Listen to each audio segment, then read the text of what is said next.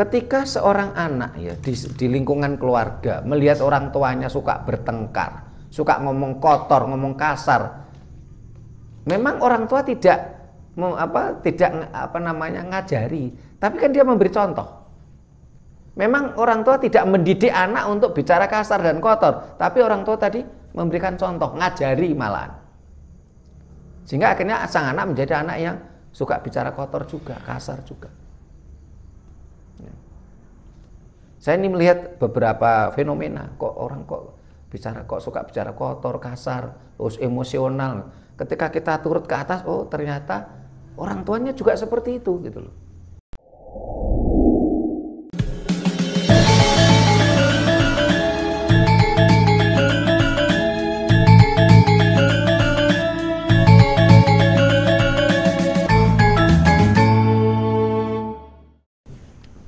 Rahayu. Para pemirsa Raket Prasaja TV channel yang kami hormati, selamat berjumpa kembali dalam kegiatan Yayasan Raket Prasaja, Lembaga Pengkajian, Pelestarian, dan Pengembangan Budaya Nusantara. Nah, para pemirsa, ketika kita bicara tentang peradaban, kita bicara tentang budaya, kita bicara tentang masyarakat, tentunya di situ juga akan ada bicara kita regenerasi. Bagaimana kita mendidik regenerasi? Bagaimana kita mendidik anak-anak kita? Tentunya pendidikan ini sangat penting. Bagaimana dulu bangsa kita jaya, Majapahit menguasai sepertiga dunia, tentunya ini juga termasuk yang digarap oleh para pembesar kerajaan pada waktu itu. Karena Majapahit itu masa kejayaannya kurang lebih 200 tahun. Sehingga NKRI ini pun belum bisa mengalahkan Majapahit. Majapahit itu mulai didirikan oleh Raden Wijaya sampai Rana Wijaya atau Brawijaya, Brawijaya 5 ya. Ini 200 tahun masa kejayaan kerajaan Majapahit. Sementara saat ini NKRI ini baru berusia 80 tahun. Jadi NKRI belum bisa mengalahkan Majapahit dari masa kejayaannya aja, dari masa pemerintahannya saja. Sehingga pada masa 200 tahun tadi tentunya juga ada bagaimana para masyarakat pada waktu itu mendidik anaknya supaya mampu bisa melanjutkan kehidupan berikutnya. Nah, ketika ada keterputusan sebuah pendidikan kepada generasi, akhirnya kan Majapahit jatuh. Karena generasi berikutnya mabuk dogma, tidak lagi bicara tentang nalar.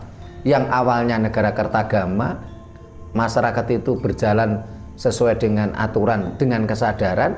Setelah itu datangnya ajaran Dayo, yang dimana masyarakat kita didikte dengan sebuah dogma-dogma. Akhirnya Majapahit jatuh.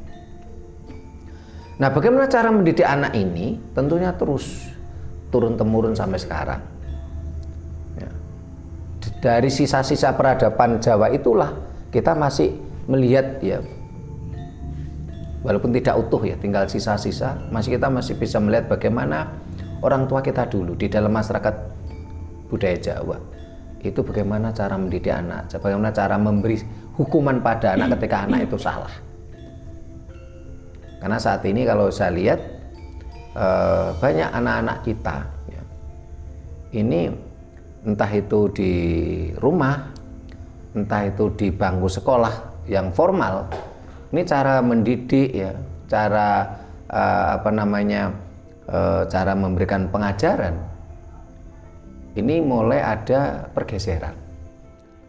Apalagi saat ini saya juga prihatin banyak teman-teman guru ini yang yang salah entah gurunya atau yang salah itu adalah wali muridnya yang begitu baper gitu loh. Sehingga ketika guru memberikan sanksi gini langsung lapor polisi gitu. Bahkan kalau kita lihat di medsos itu sampai ngeri, itu ada guru dituntut 70 juta itu di Temanggung. Terus ada guru dituntut sampai sepeda motornya dibakar oleh muridnya. Nah, begitu juga di masyarakat, di orang tua, di lingkungan keluarga. Ada kekerasan-kekerasan mulai kekerasan verbal, kekerasan fisik, bahkan sampai kekerasan seksual. Ini sangat marak. Bahkan lucunya perlakuan pelecehan, ya, penindasan tadi, pembelajaran mendidik anak yang sangat tidak manusiawi tadi, ini malah terjadi di sekolah-sekolah yang berlabel agama. Ini kan miris sekali. Kita akan berbicara tentang bagaimana kita mendidik anak, walaupun dengan hukuman sekalipun. Ternyata leluhur kita dulu memiliki trik sendiri ketika memberi hukuman pada anak-anaknya, supaya memberikan efek jera, tapi tidak berbahaya, tidak berdampak negatif. Nah, ini sebelum kita bahas itu, nah, kita akan buka dulu dengan lantunan tembang. Lah ini mumpung Mbak Diah ini jarang-jarang kesini, ya, kita langsung minta tolong untuk dibuka dengan tembangnya Mbak Diah. Silakan Mbak Diah. Ya. Rahayu. Rahayu. Kalau medhek saking bawa. Ini kok pucuk napa pripun nggih? Niki tasih tetembangé tasih pro dan kontra. Anakku sing bagus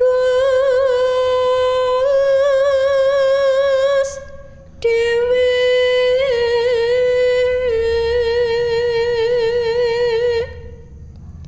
besok pinter sekolah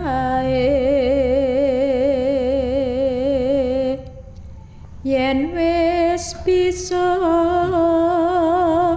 nyambut gawe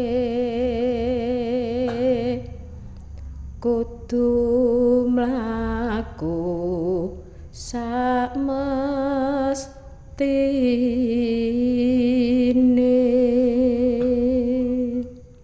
Rahayu.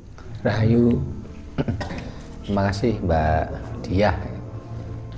Itu sekarang kita kembali ke bahasan kita, ya, dari tembang Mbak Diah saat podo, ya. Tentang bagaimana mendidik anak di dalam budaya Jawa. Ketika anak melakukan kesalahan, bagaimana cara kita memarahi, terus memberi hukuman, dengan efek jera tanpa harus berdampak negatif. Karena kalau kita lihat dari berbagai kasus, ya, termasuk ada kasus anak kecil karena orang tuanya meninggal semua, dititipkan pada orang lain, anak dipukul sampai kakinya cacat. Ini kan sangat memprihatinkan sekali. Terus begitu juga kita mencoba, kita fokus di masyarakat, ya. Kalau tentang bagaimana kita mendidik anak di bangku sekolah, ini juga ada pergeseran, gitu. Dulu kalau pada masa kecil saya saya nakal, gitu. Anak-anak di sekolah nakal, oleh Pak Guru itu dilempar sama penghapus. Atau jari ini dipukul sama penggaris, gitu. Dulu kita diberi hukuman seperti itu, tidak berani ngomong ke orang tuanya. Soalnya kalau ngomong ke orang tuanya, malah orang tuanya malah tanya, oh kamu nakal kamu, sehingga oleh guru diberi hukuman. Nah, tapi kalau sekarang malah ini tidak tahu, ini saya katakan ini yang salah ini gurunya atau wali muridnya yang baper, gitu loh. Sehingga banyak kasus guru yang dilaporkan ke polisi, gitu. Termasuk kemarin kasus yang viral ini, Bu Guru di Konawe Selatan itu yang melaporkan polisi lagi, gitu loh, ya. Sampai akhirnya kena, Kapolseknya ditarik, ya. Karena ada indikasi minta uang damai 50 juta. Nah, kita tidak akan bicara tentang kasus di Konawe tadi, tapi kita lebih fokus tentang bagaimana di dalam budaya kita, di ajaran Jawa itu ketika memberi didikan kepada anak, memberikan hukuman pada anak, hukuman yang membuat jera untuk mengarah pada hal-hal positif tanpa berdampak negatif. Karena ide ini dari Pak Giono, ini lagi-lagi Pak Giono yang duluan membuka ini pertanyaan. Yeah. Rahayu.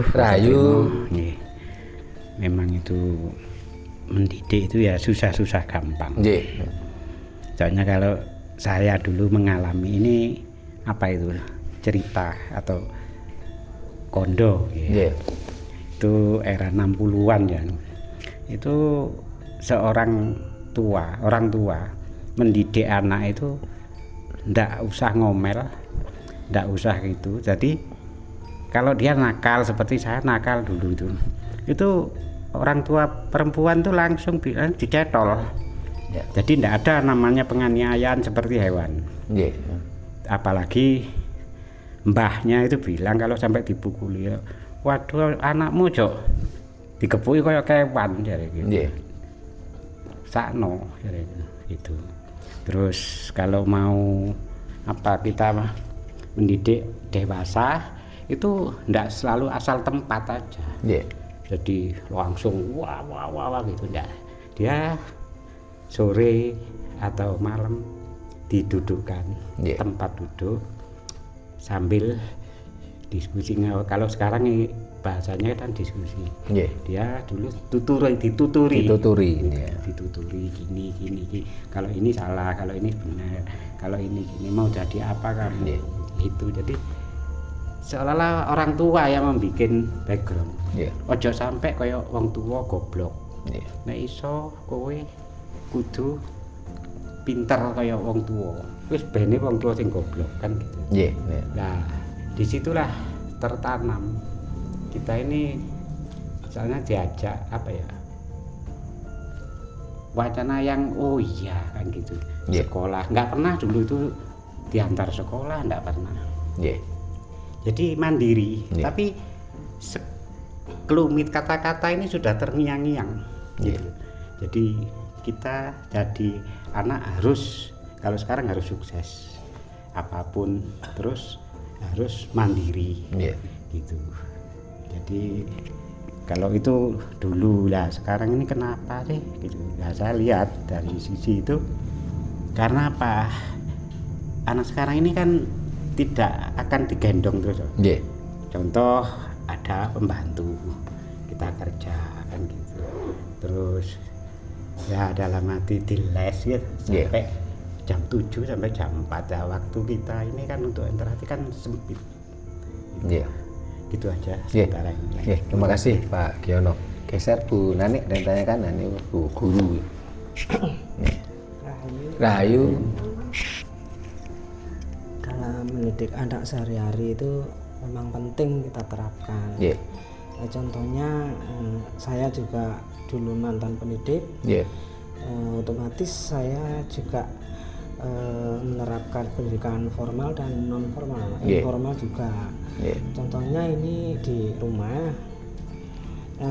pendekatan saya ke sekarang cucu saya ya. Kalau anak-anak saya itu dulu kan saya juga sibuk. Yang jelas itu ngepohnya ke neneknya. Kalau sekarang ini saya sudah menjadi seorang nenek, jadi saya mendidik cucu saya itu kadang kalau malam itu saya dongengin hal-hal yang baik dan yang buruk. Kadang saya ajari toto kromo, nggak usah yang sulit-sulit. Misalnya ketemu orang tua, monggo gitu, terus mau lewat nyuwun sewu, terus kepada orang ketemu yang lebih tua itu salaman. Itu yang terjadi di lingkaran keluarga itu memang akhirnya dengan adanya pendidikan seperti itu anak itu mengerti membedakan ini bagus, ini tidak, ini perlu, misalnya akhirnya nggak kudu gitu loh, dalam arti itu bahasa Jawa. Lah tapi lain halnya dengan dulu pada saat saya terapkan di sekolah.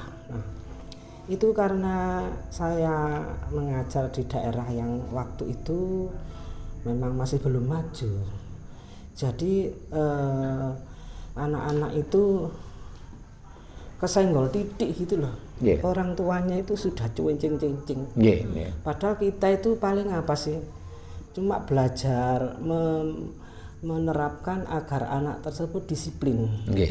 Berawal dari disiplin itu akhirnya nanti anak akan terbiasa mentaati peraturan. Nah, contohnya untuk mengerjakan PR, atau kita saat menerangkan itu anak-anak kadang guyon sendiri, itu kan guru perlu menegur. Kadang teguran itu tidak diabaikan, terus akhirnya temannya lainnya itu memicu lainnya, akhirnya terjadi suatu hiruk pikuk. Seperti itu. Jadi dalam keluarga dan di luar itu ternyata saya itu ada perbedaan, kok sulit ya. Apa karena ini anaknya orang lain gitu. Dan lagi seiring dengan perjalanan waktu itu pelajaran budi pekerti itu dihilangkan. Nah, dan akibat dari budi pekerti itu dihilangkan, akhirnya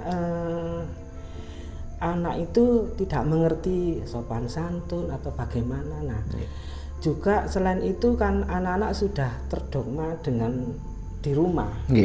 Nah, dengan adanya dogma-dogma itu seperti pelajaran hal yang mengarah anak itu terus disuruh belajar mentaati peraturan yang sehubungan dengan agama itu tadi.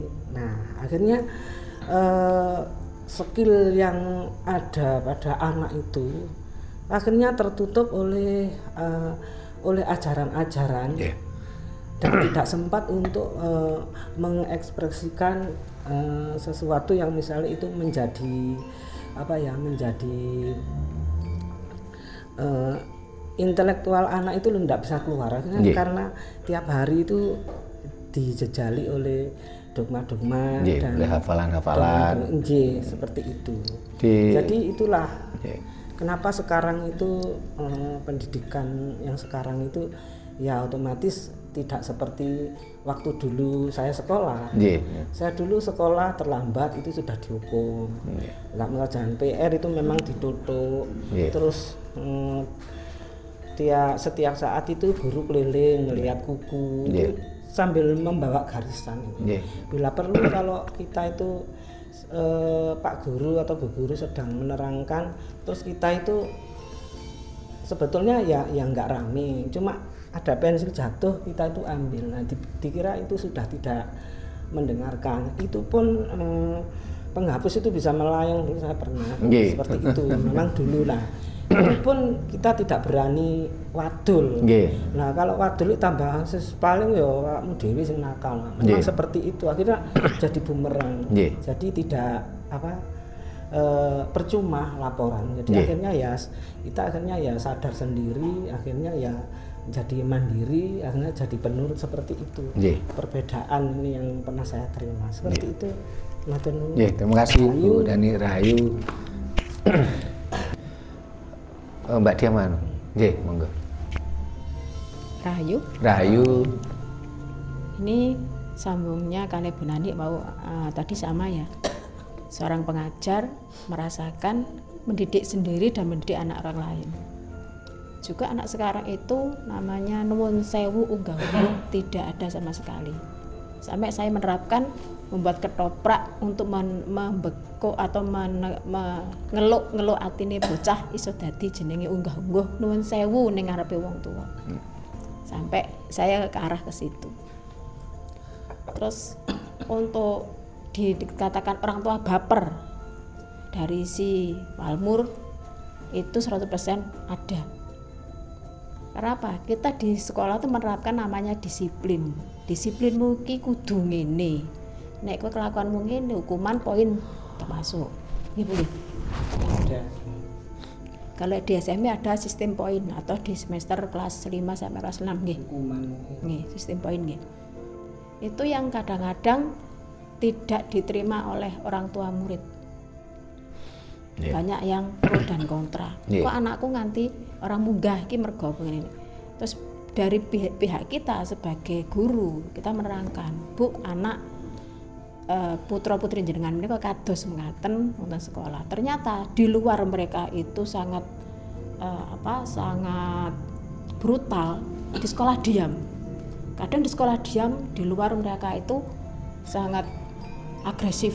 Kadang ada dari korban itu dari anak saya sendiri, korban dari bully teman mereka sendiri. Di rumah dia anteng, pinter pinter ngaji atau anu juga. Ternyata di sekolah dia itu melakukan bully yang sampai kelas 6 tuh dia berani. Yeah. Ternyata ibunya tidak mengarahkan yang benar. Ternyata anak yang salah tuh dibela. Sampai kami orang tua jadi pro dan kontra perdamaian di sekolah. Untuk anak sendiri kadang-kadang sok ngalem karo ibune, Bu, aku ini tadi dihukum sama bu guru ini. Emang jadi kurang, tapi kita mengarahkan dengan cara ya kadang kita bermain, kita nembang, kita arahkan dengan pedalangan. Kadang dia bercerita sendiri dengan tulisan atau dengan gambar untuk mengarahkan kita ke sebagai anak yang mandiri, bendera seorang anak. Sahabat. Ya, terima kasih. Rahayu. Rahayu. Nah, Bu Wati. Rahayu. Rahayu. Untuk masalah didikan anak seperti yang disampaikan tadi, masalah kekerasan. Yeah. Sebenarnya kalau kita di rumah kan semua anggota keluarga bisa jadi guru, tidak hanya di sekolah. Kalau masalah misalkan memukul anak gitu ya, kalau saya pribadi seorang ibu itu merasa nyesel, ketun gitu, gregetan sama diri sendiri kalau habis marahin anak gitu. Tetapi kalau di sekolah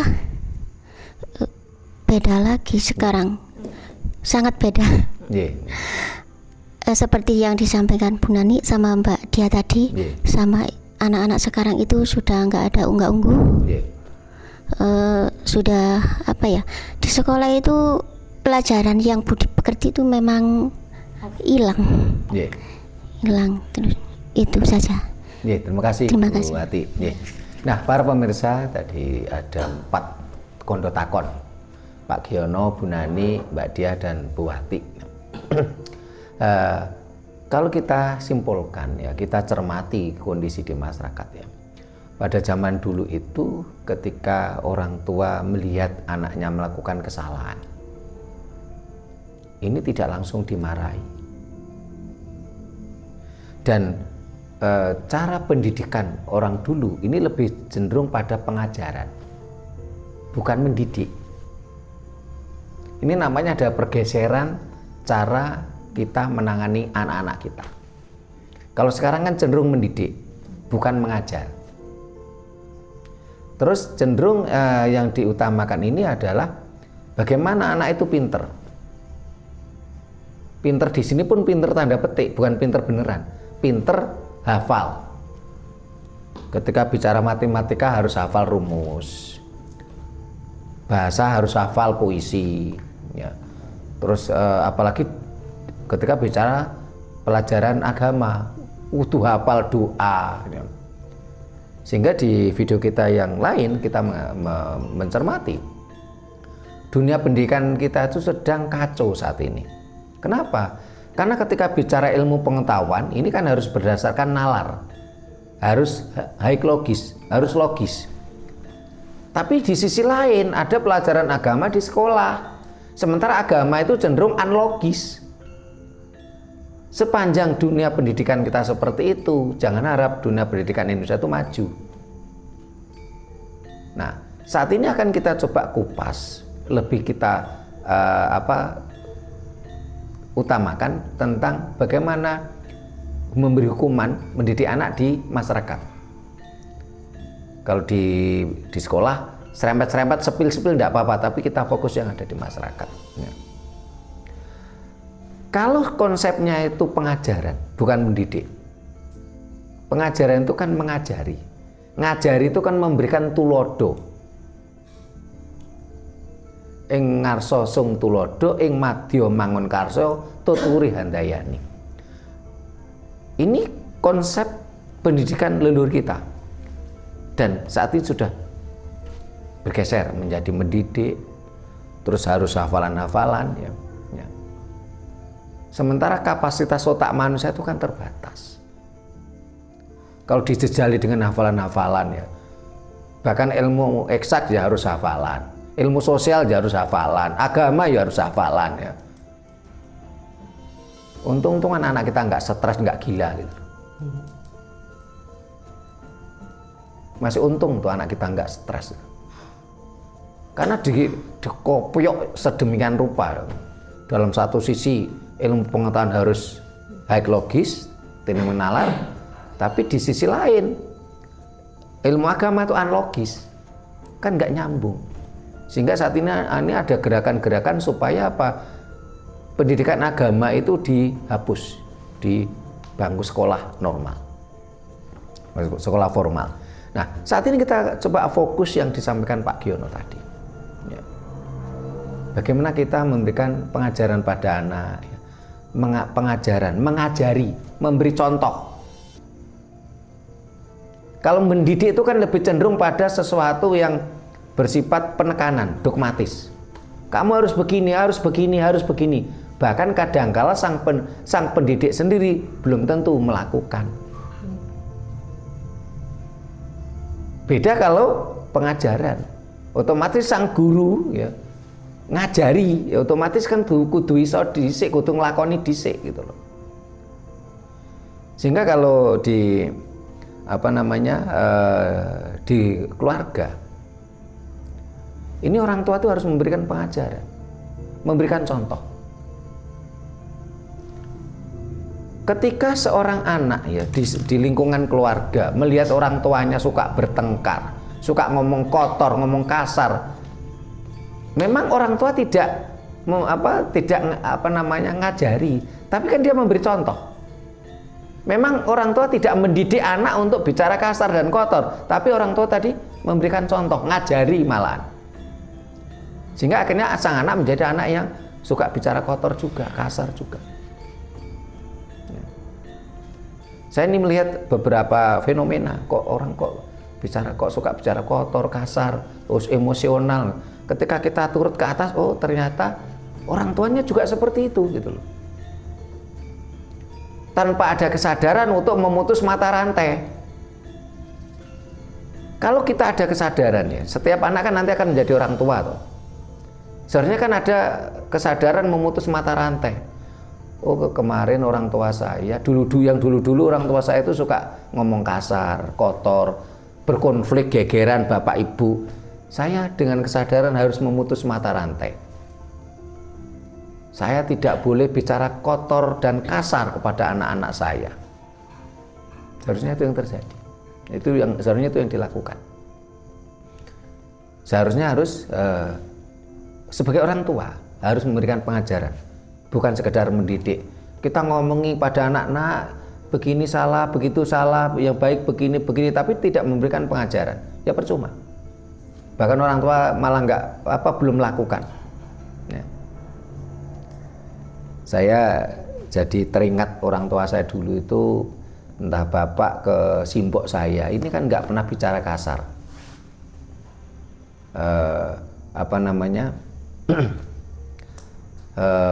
Bicaranya dengan dengan kemesraan ala dulu lah. Bapak itu memiliki panggilan kesayangan untuk simbok saya masih ingat itu.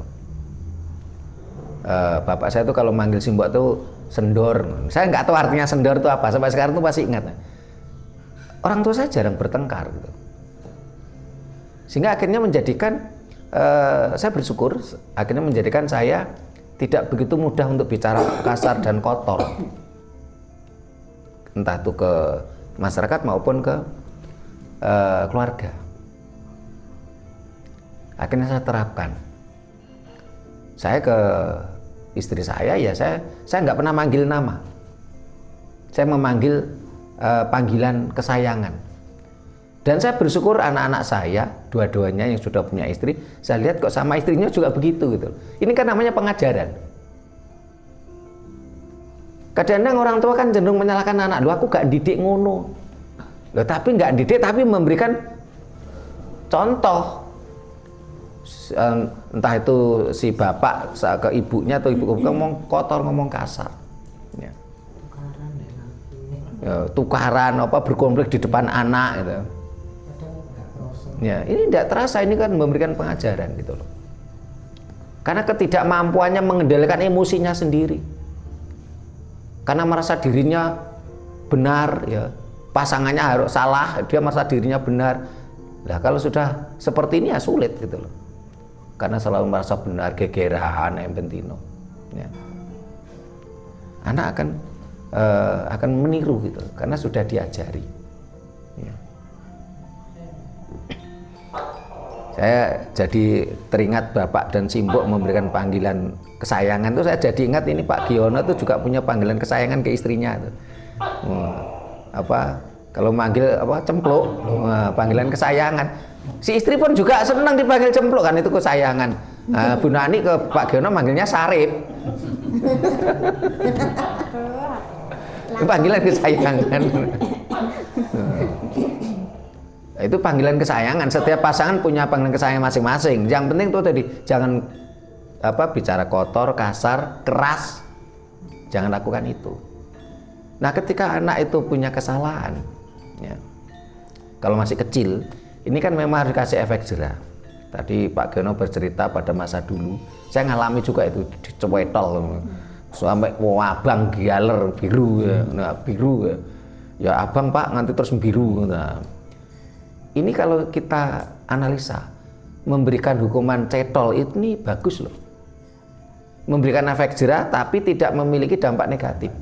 Berbeda kalau kita pukul. Orang Jawa dulu mengatakan ojo mbok pukul, gebuki anakmu koyok kewan. Karena ketika kita gebuki, ya, ini kan bisa berakibat fatal. Tulangnya, anak kecil kan tulangnya masih rawan, masih muda, bisa jadi cacat gitu loh. Selain digepuk itu kan, rasanya apa ya? Ya namanya anak digepuk orang tuanya kan nggak berani melawan. Ini kan kalau menurut saya kan ya orang tuanya yang harus introspeksi diri gitu loh. Dia marah berlebihan sampai anaknya dipukul, digepuk itu kan, disiksa seperti itu. Ya, karena orang tuanya merasa benar ya repot gitu loh. Tanpa mau introspeksi diri, tanpa mau menurunkan egonya. Ini kalau masih anak-anak gitu dicetol gitu. Ya. Terus kalau nggak dicetol paha, kalau si cetol kan cenderung daging toh yang dicetol gitu. Kalau dipukul itu kan berdampak pada tulang. Terus telinganya itu diselentik, ya. Diselentik dulu, dijewer itu kalau sudah parah, gitu. Udah kesalahannya besar gitu. Nah. Tapi jewernya itu juga ini ada aturannya. Gitu. Bahkan jewer itu bisa berdampak positif juga. Tapi ada caranya. Gitu. Ini besok yang belajar semedi Jawa HSQ nanti saya ajari ini jewer kuping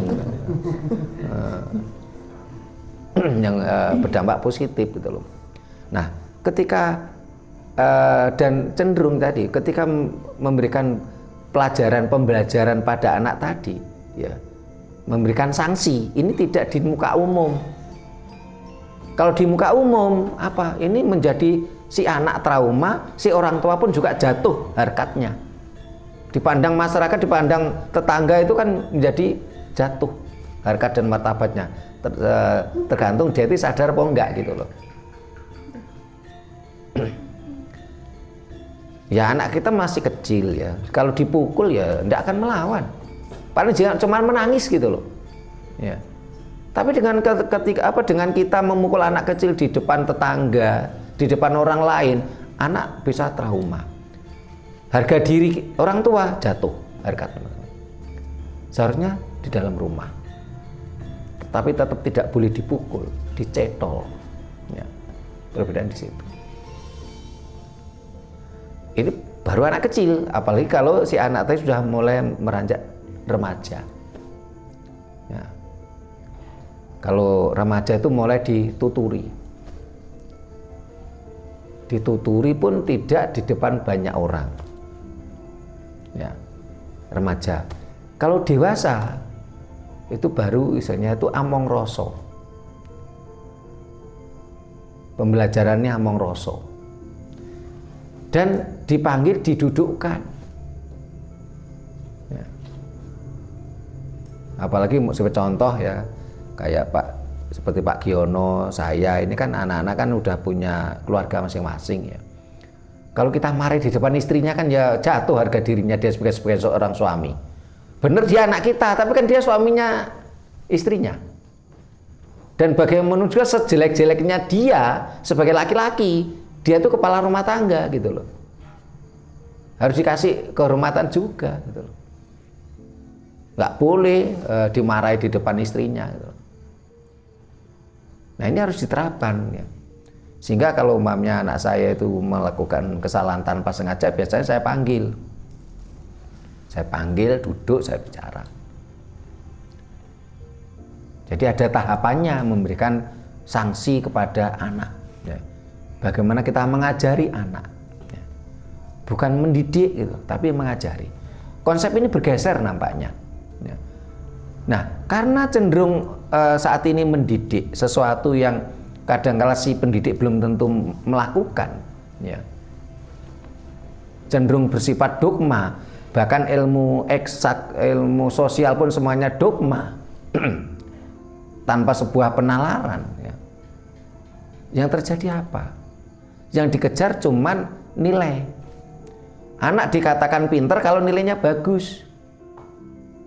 Anak memiliki nilai bagus karena dia hafal, bisa menjawab soal. Akhirnya apa yang terlupakan? Yaitu tata krama, etika. Nampaknya ini ada sebuah settingan politik global ini, sehingga dunia pendidikan kita dulu itu kan ada budi pekerti. Budi pekerti dihapus, diganti dengan PMP, Pendidikan Moral Pancasila. Budi pekerti kan jelas bicara tentang tata krama, budi pekerti. Anak tidak dituntut untuk hafal, tapi adalah sebuah perilaku. Dihapus, setelah itu diganti PMP, Pendidikan Moral. Ya. Sudah menipis. PMP hilang, diganti PPKN, wes gak nyambung gitu loh. Karena PMP itu moral, sementara PPKN itu kewarganegaraan, berbeda. Bangsa ini memang mau dihancurkan, tapi kok bangsa ini nggak sadar gitu loh. Sampai ada di kolom komentar tuh gini, Pak Ki, wow, Pak Sutirmo jadi presiden aja itu nanti pendidikannya dirubah. Akhirnya kalau saya jadi presidennya, nanti menteri pendidikannya Bu Nani.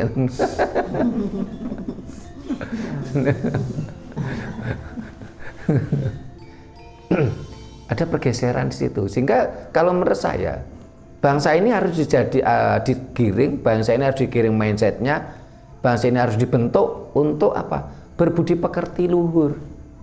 Ya minimal bangsa ini harus digiring, dibentuk menjadi orang yang bermoral. Ya. Saya bukan karena benci pada agama tertentu, tidak, tapi saya membuat tulisan di medsos saya. Jadikan bangsa ini bermoral dan berbudi pekerti. Jangan jadikan bangsa ini berakhlak, saya bilang gitu. Karena makna moral dan akhlak berbeda. Ya. Maknanya berbeda, aktualisasinya berbeda. Ya. Karena ini terkait dengan budaya. Bangsa kita harus punya berbudaya berjati diri. Jangan meniru budaya bangsa lain yang belum tentu cocok untuk kita gitu loh. Nah, karena pergeseran inilah akhirnya di sekolah-sekolah sangat minim tentang tata krama etika, sudah minim. Bahkan bisa jadi gurunya malah nggak ngerti tentang tata krama. Saya jadi teringat waktu saya diminta ngajari bahasa Jawa di SD, di guru SD, bukan di muridnya, di guru-guru SD. Saya nggak perlu menceritakan detail karena maksud saya bukan ingin mempermalukan orang. Waktu itu acara mau dimulai, ya. Sang panitia bilang gini, saya tak timbalani kepala UPTD. Ini kan jelas toh gurunya nggak punya tata krama, nggak punya budi pekerti. Lu guru nih orang ngerti budi pekerti ya. Apalagi muridnya gitu. Karena di sini ada pergeseran tentang dunia pendidikan kita. Tata keramanya hilang. Nah, saya mendengar itu yang mesem tok, aduh iki guru apa kantor. Nah, waktu itu masih ini kepala UPTD. Kalau sekarang kan nggak ada kepala UPTD. Nah, jadi korwil. Ya. Acara mau dimulai kan kepala UPTD-nya nanti untuk membuka, memberi sambutan. Saya tak timbalani saya kepala UPTD ini dari kantor menuju ke tempat acara. Nah. Jadi ada pergeseran di situ, termasuk dari pengajaran dulu itu. Nah, kalau guru-guru kita ini berkonsep pengajaran ya bagus gitu loh. Nah, ini supaya tambah gayeng. Nah, ini sebelah kiri kita lebih coba fokus kepada di masyarakat, karena pada prinsipnya itu seperti Bu Pati tadi katakan, kadangkala orang tua, seorang ibu ketika memberi hukuman kepada anaknya itu sebenarnya di hati itu menjerit, menangis. Ini ibu yang normal loh ya, bukan ibu yang sakit jiwa loh ya. Kalau ibu yang sakit jiwa itu kan pokoknya kalau nggak marah, nggak marem. Kalau dia tidak mengata-ngatai kotor, kasar, keras, bahkan memukul ya, selain tadi pada anak nggak marem, nah ini beda lagi. Kalau ibu yang normal tentunya dengan hati nurani. Kalau anak itu kesalahannya kecil, cukup diberitahu dengan kata-kata lembut ya. Nggak perlu dengan kata kotor, kasar, keras, volume tinggi, nggak perlu.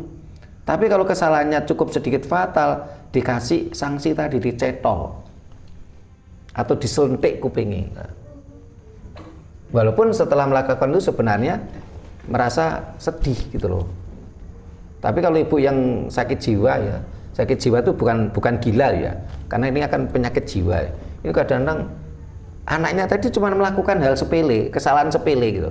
Dia udah marah-marah dengan kekerasan verbal, dengan kata-kata kotor, kasar, dan volumenya tinggi. Anak gendeng. Nah, anak yang gendeng berarti ibunya gendeng. Oh, bocah edan, nah, berarti ibunya edan gitu loh. Akhirnya doa. Ya, secara nggak langsung kan dia Ya. membuli dirinya sendiri ya. Nah, silakan sebelah kiri. Siapa dulu? Mas Anton. Monggo. Rahayu Romo. Rahayu. Mengenai dunia pendidikan,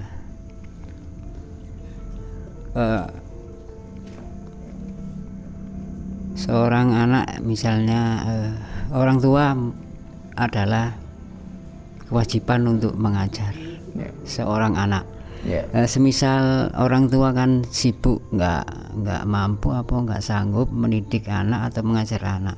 Ini alternatif lain itu diserahkan kepada kemana atau ya pendidik yang bagaimana itu alternatifnya itu aja Romo. Makasih Mas Anton. Mas Adi. Rahayu Romo. Rahayu.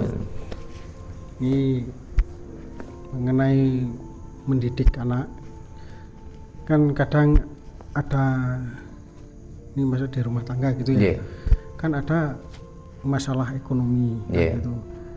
Kadang bapaknya nganggur, ibunya juga nganggur lah. Anaknya itu minta jajan, nggak punya uang.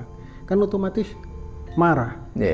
Nah itu gimana? Kan itu juga menyerang psikis anaknya, mentalnya juga, kan juga orang tuanya juga beban mental dan moral, kan gitu. Nah cara mengatasi gimana? Karena kan zaman sekarang itu juga ekonomi kan juga sulit. Kadang kata utang nang tonggo izin kan gitu. Gitu aja. Terima kasih, Mas Doni. Rahayu. Session kali ini menarik untuk didiskusikan. Artinya saya mengikuti dari awal tadi terkait pendidikan ini ya. Saya mencernanya ini lebih ke psikologi parenting ya, lebih tepatnya gitu. Jadi bagaimana sih selaku orang tua terkait sikap dan juga perilaku. Nah, sikap dan perilaku orang tua ini yang akhirnya ini yang ditangkap oleh anak ya ketika dia di usia tumbuh kembang. Nah, sama seperti halnya ketika tadi dipaparkan oleh Romo Strimo yang kalau suka bertengkar di depan anak tanpa disadari, supaya ini kan direkam nih oleh otak bawah sadarnya. Nah, ketika suka mengeluarkan kata-kata yang tanda kutip kasar ya. Nah, ini akhirnya tertanam di bawah sadarnya anak tadi itu. Ini kalau menurut teorinya dalam psikologi parenting seperti itu. Nah, jadi dia sudah punya bank data lah intinya sudah tertanam ya di memorinya dia kan seperti itu. Nah, lagi-lagi terkait dengan psikologi parenting, pendidikan atau bagaimana sih kita sebagai orang tua memberikan edukasi ke anak yang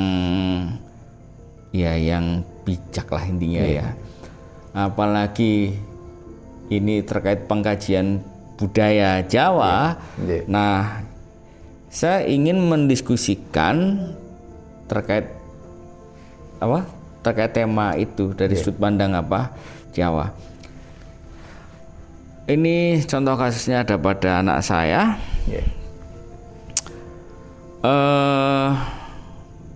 Saya juga tidak menyalahkan dia ya, karena saya bisa kembali berkesadaran ini pun juga sudah, artinya sudah dewasa lah ini kayak gitu.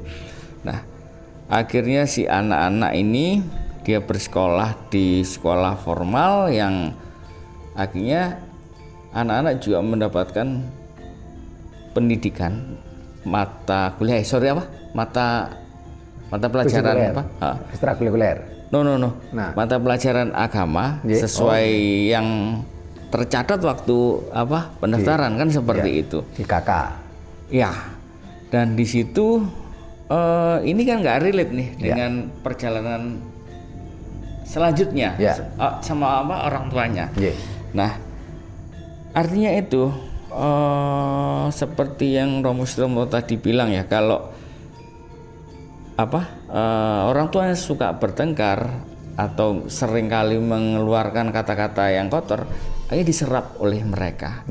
Nah, ini sama ketika saya sering diskusi sama ibunya, tentunya terkait dengan spiritualitas ya. Mereka akhirnya bisa menyerap itu, dan saya juga agak kaget di situ. Ternyata, dia sudah diskusi dengan kakaknya, ini sudah masuk di ranah energi, vibrasi, frekuensi Artinya, mereka hanya mendengar, tapi ternyata dia bisa ini. Cuma secara mindsetnya, karena dia memahami Tuhan seperti yang didapat di pelajaran apa di sekolah ya. Nah akhirnya dia nyeleduk gitu loh. Oh, papi sama mami itu sekarang apa bilangnya? Poinnya menjadi orang ateis. Duh, kok orang ateis? Akhirnya saya telusuri, oh ternyata dia kategorinya kalau meminjam istilah sebuah istilah ini ya, jenana. Jadi dari knowledge-nya dulu dia menata mindset-nya dulu. Nah, baru dia bisa punya pemahaman seperti itu. Akhirnya saya mencoba untuk memberikan edukasi, pemahaman. Coba sekarang buka ya, di searching dulu lah intinya seperti itu. Nah, coba cari kata-kata agnostik. Nah, dia sudah baca, terus kalau ateis apa, kalau agnostik apa. Nah, akhirnya dari situ saya jelaskan, lawung papi sama mami masih percaya terhadap Tuhan. Berarti lebih ke yang mana? Oh, agnostik, yaitu. Nah, ini kan istilah-istilah secara umum. Lah, saya mau menjelaskan Tuhan itu tan keno kine ngopo. Ini masih belum bisa nangkep. Nah, padahal dari konteks ini itu loh, dia tuh hanya mengikuti, tapi dia bisa menyerap itu. Nah, ini yang perlu dipaparkan lah intinya ya.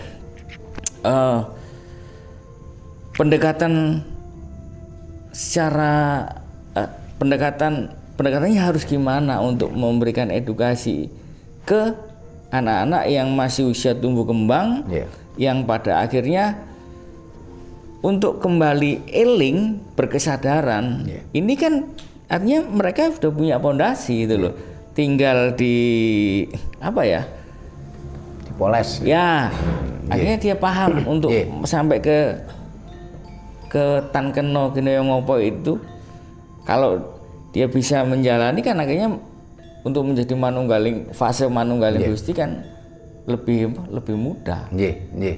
Matur nuwun. Terima kasih Mas Yoni. Pak Is, mboten. Mas Anton dan Mas Hadi ini mirip pertanyaannya. Mas Anton tanya, bagaimana kalau orang tua itu tidak sanggup, tidak mampu memberikan pengajaran pada anak? Kalau Mas Hadi lebih cenderung pada ekonomi. Bagaimana orang tua kebetulan bapaknya nganggur, ibunya nganggur, anaknya minta jajan, akhirnya terjadi pertengkaran. Ini harus bagaimana? Kalau di dalam ajaran Jawa ya ditekankan bahwasanya yang iso manak ya kudu iso anak-anak. Jadi orang sekedar manak, orang sekedar nggawe anak ya, ning kudu iso anak-anak. Kalau hanya sekedar iso manak ya, ini kan cenderung, mohon maaf ini, binatang pun bisa mana. Nah, sementara ayam saja iso mana ya, ini bisa ngajari anaknya ceker. Nah, masuk manusia kalah sama ayam, tidak mampu mengajari anaknya ceker, memberikan pengajaran. Walaupun ayam ini bukan contoh yang bagus loh ya. Ayam itu ya yang mengajari anaknya di babon nih, bapaknya minggat. Kalau manusia seperti ayam juga celaka itu. Nah, ini laki-laki sukanya ngendoki tok nih, nggak gelem nggak gelem ngingoni, nggak gelem ngajari. Mulai mulai ayam bertelur ngengkeram, setelah itu ngajari ceker tuh babon nih ibu bapaknya minggat, nggak tanggung jawab. Sehingga kalau ada laki-laki yang nggak tanggung jawab sama anak istrinya, ini kayak ayam itu, kayak ayam jago gitu. Ayam jago enaknya disembelih aja gitu. Kayak ingkung ya. Jadi kalau di dalam ajaran Jawa, yen iso manak ya kudu iso anak-anak. Nggak bisa diserahkan ke orang lain, Mas Anton. Karena itu tanggung jawab orang tua. Ya. Tetapi tentunya tanggung jawab tadi sesuai dengan situasi dan kondisi. Karena bagaimana juga pengajaran orang tua tidak akan tergantikan oleh orang lain. Kasih sayang orang tua tidak akan tergantikan oleh kasih sayang orang lain. Seharusnya bagaimana? karena kondisi ekonomi ya udah jadi anak diajari di orang tuanya. Setelah itu sekian waktu, sebagian waktunya diajarin di sekolah. Nah, umpamanya bagaimana ini kasus seperti Mas Anton terjadi perceraian ya.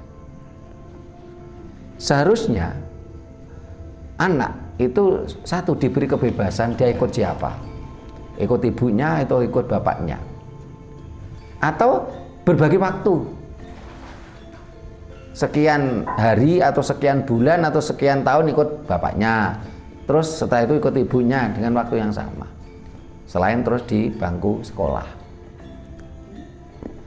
Nah, namanya mengajari itu tidak harus seperti pendidikan di sekolah, Mas Anton. Ketika orang tua ngajari anak ceker, golek duit, itu juga pengajaran. Bagaimana orang tua mengajari berbicara yang halus, beretika, tata krama, itu pengajaran. Jangan sampai anak kita ya seperti kondisi saat ini, cuman dididik dengan hafalan-hafalan, yang penting nilainya bagus. Sehingga saat ini anak kan digiring mindsetnya supaya nilainya bagus. Akhirnya kan, lah untuk dapat nilai bagus kan cenderung semuanya hafalan. Garap matematika ya harus hafal rumusnya. Umumnya bicara biologi juga hafalan, ilmu sosial IPS hafalan, ilmu agama hafalan, anaknya kan serba hafalan. Nah, seharusnya ada pengajaran bagaimana bertata krama, caranya bekerja, caranya bertutur kata ya. Berbagi waktu antara ibu dan bapak karena sudah terjadi perceraian, berbagi waktu dengan bangku sekolah ya. Nah, bagaimana kalau sudah terlanjur? Lah itu kan nanti tentunya ada perbaikan. Terus bagaimana kayak kasusnya Mas Hadi tadi? Soalnya ini kasus yang diceritakan Mas Hadi, bukan Mas Hadi yang punya kasus gitu loh. Karena Mas Hadi dokter printer. Saya lihat suami istri semuanya bekerja ya. Jadi itu sebenarnya sudah menyalahi ajaran Jawa. Loh, dia iso mana kok? Kudu iso anak-anak. Bagaimana caranya seorang laki-laki yang sudah punya anak istri, dia harus bekerja. Kecuali dia posisi, mohon maaf, kecelakaan. Akhirnya dia sakit. Ya. Setelah sembuh walaupun cacat pun, ya dia harus bekerja dengan sesuai kemampuannya. Sing penting obah supaya ini mamah gitu loh. Lah nek wis obah iku mamahe sik agal karena emang kondisi, entah karena cacat, karena tingkat SDM ya, wis obah nih mamai agal. Tentunya sang istri ini harus berbagi, harus bekerja sama. Jangan sampai ada kasus ini kan, si suami waktu gagah ya memberikan nafkah cukup, istrinya oke-oke saja.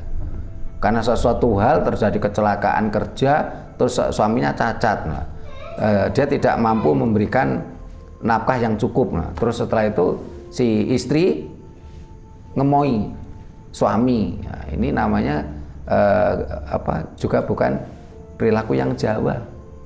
Mosok gelem manisnya gak gelem paite. Gitu. Nah, ini ada kasus seperti itu sehingga tidak dibenarkan kalau ya harus bekerja. Gimana caranya? Kepengen mama ya kudu obah gitu. Dan ini merupakan termasuk pelajaran di budaya kita. Dan itu mulai kecil ada, kalau istilah sekarang istilah parenting ya, istilahnya Mas Doni tadinya. Ya. Ya pokoknya kalau sekarang ini kalau umumnya sak nganggur-nganggur itu di Indonesia itu ngumpulkan sampah aja jadi duit loh. Nah, kalau sampai ada orang tua nggak bisa ngasih uang uang untuk anaknya, uang jajan lah, ini kan juga baketut. Nah, saya sampah dikumpulkan aja jadi duit kok. Yang penting itu kan ada niat tadi.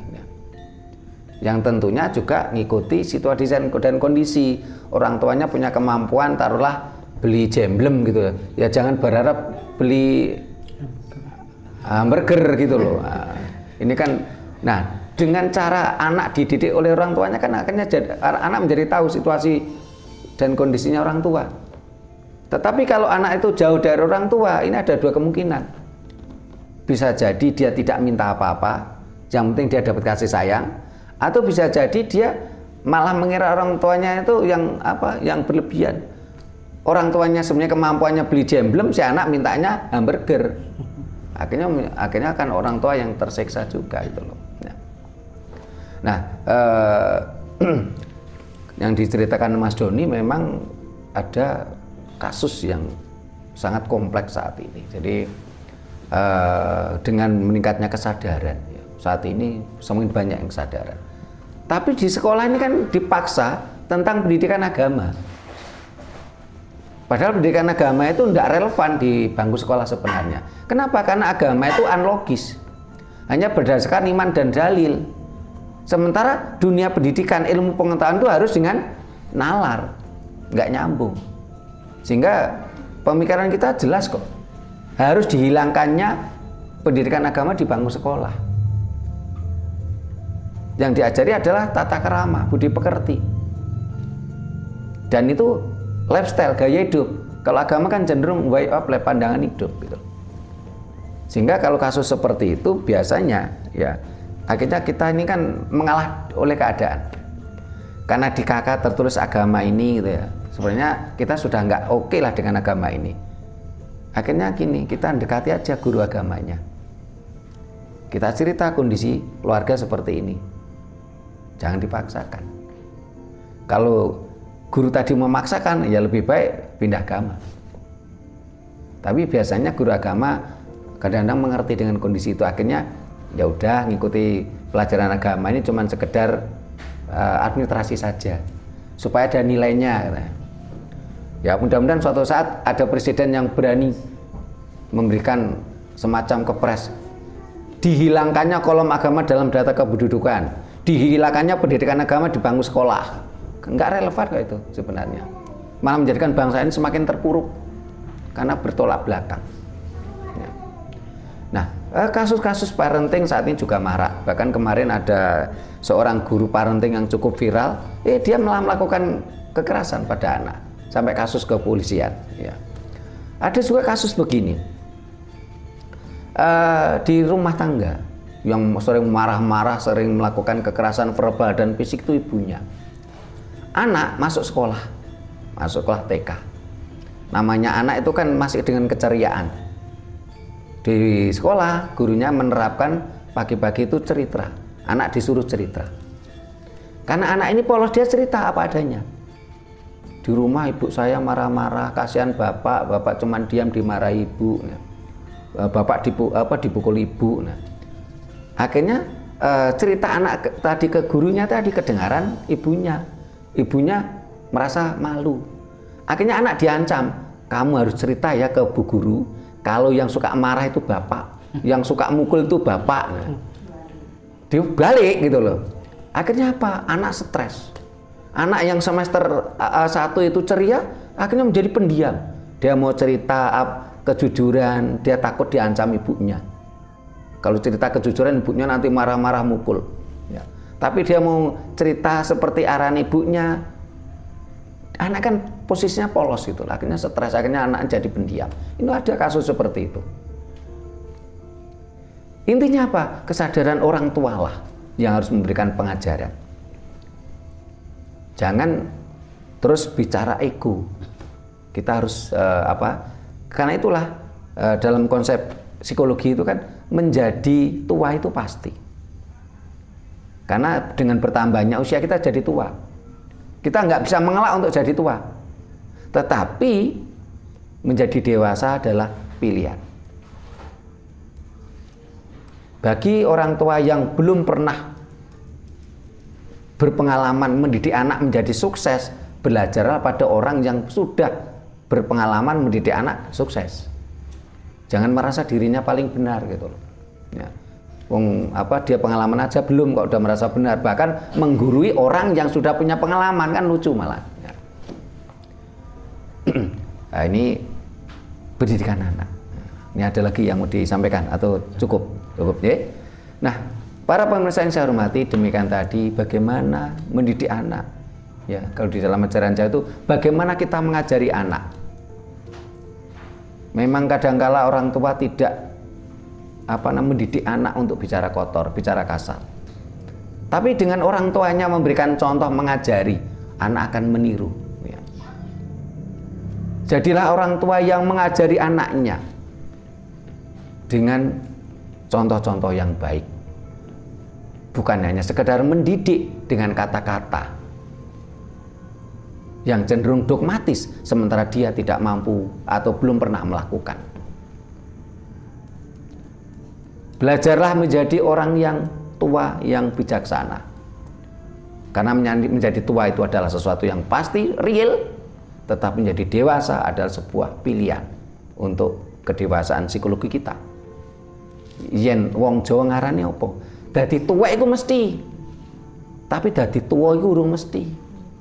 Sehingga masyarakat kita kalau sedang ada problem itu mesti golek wong tuwa, ora golek wong tuwek. Nah, ini sering ini saya itu dianggap orang tua padahal ya umurnya sih belum tua gitu. Saya tahun 98 99 siaran di TT77 itu banyak orang nyari saya karena di radio itu kan cuman dengar suara, tidak tahu fisik. Datang ke rumah saya, nun sewu napa niki griyane Mbah Sutrimo.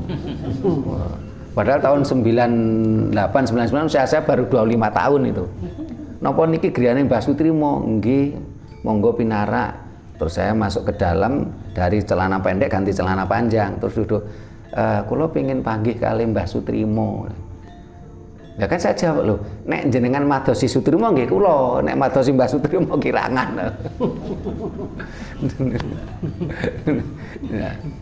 Menjadi tuwek itu mesti, ya, tapi menjadi tua itu belum pasti. Gitu. Itu pilihan. Itu Mas Puji sekarang jadi tua. Untuk kemarin ada orang kesurupan jaranan moro nang omah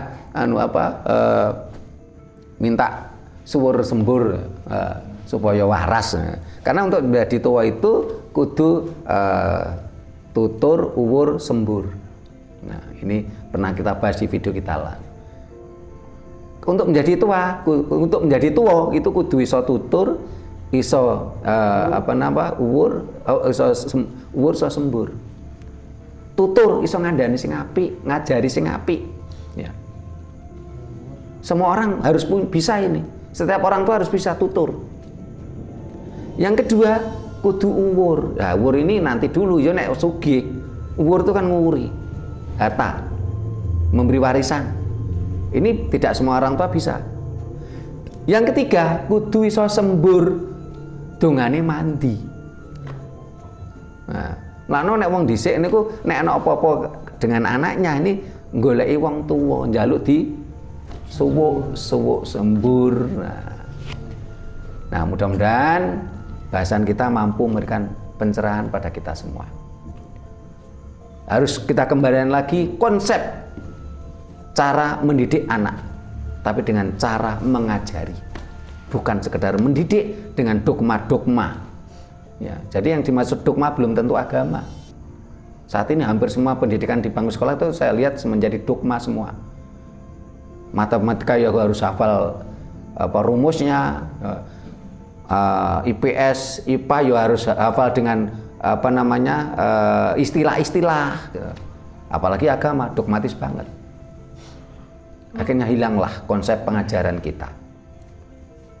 Mudah-mudahan hal ini nanti kita temukan pemimpin-pemimpin kita yang benar-benar visioner. Kita kembalikan kejayaan Nusantara. Bila mana ada kata-kata kami yang kurang berkenan, tata krama kami yang kurang memadai, kami mohon maaf. Terima kasih. Sampai jumpa di kegiatan kita lainnya. Rahayu.